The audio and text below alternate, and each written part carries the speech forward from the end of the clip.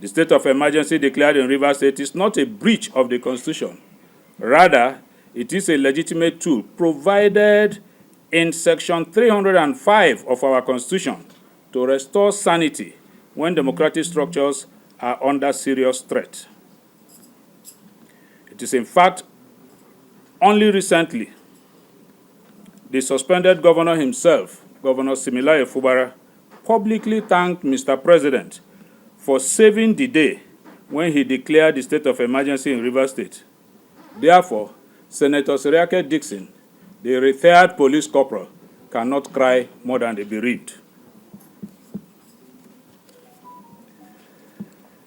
It is extremely unfortunate that a former governor, a serving senator, and a retired police corporal, who by virtue of his police training is expected to maintain law and order, decided to make undemocratic utterances capable of causing a breakdown of law and order in Rivers State, whilst indigents of the state are still on the path of seeking for peace, for us to ensure that we protect the lives of our people in the state.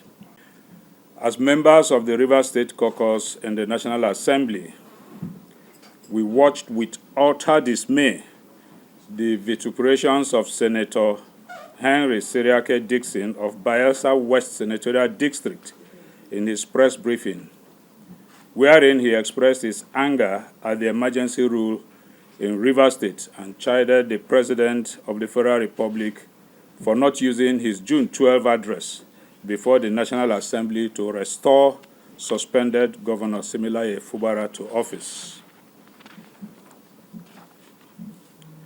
Let it be categorically stated that Rivers State is not under military rule. The current administrator of the state, Vice Admiral retired Ebok Ete Ebas, is a retired military officer, just as Senator Seriake Dickson is himself a retired police corporal, but a serving senator. Both of them cannot be serving personnel of the armed forces. The implication of retirement is clear. Once an officer retires, he becomes a civilian, and any leadership role he occupies is subject to civilian laws, norms, and democratic oversight. To label the current administration as military rule is therefore misleading and intellectually disingenuous. The declaration of a state of emergency in Rivers State was a necessary constitutional intervention aimed at preserving peace, protecting lives, and restoring institutional order. The decision was not taken lightly. It was prompted by the rising tide of political instability and executive rascality within the state. The House of Representatives have just told you. It's our collective view, and we agreed. Very fortunately, I'm in the same chamber in the Senate with Senator Seriake Dickson. And I know that those of us from Niger Delta will have enormous duty, our people enormous duty and contributions to make.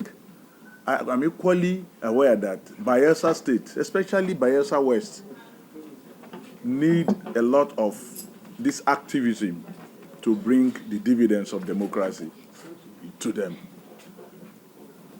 I want to tell you that these things are lacking. The appointments you have in Bayelsa today are the appointments that they got through their relationship with Rivers State. I'm not too sure that my colleague has attracted anyone to his state. None. I am also aware that one of the most backward states in the country in terms of infrastructure is Bayelsa.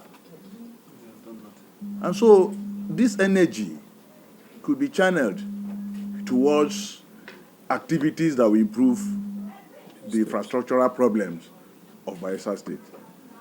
So I join in appealing to my colleague, Seriake Dickson, that we should kill negative energy in our politics in Nigeria.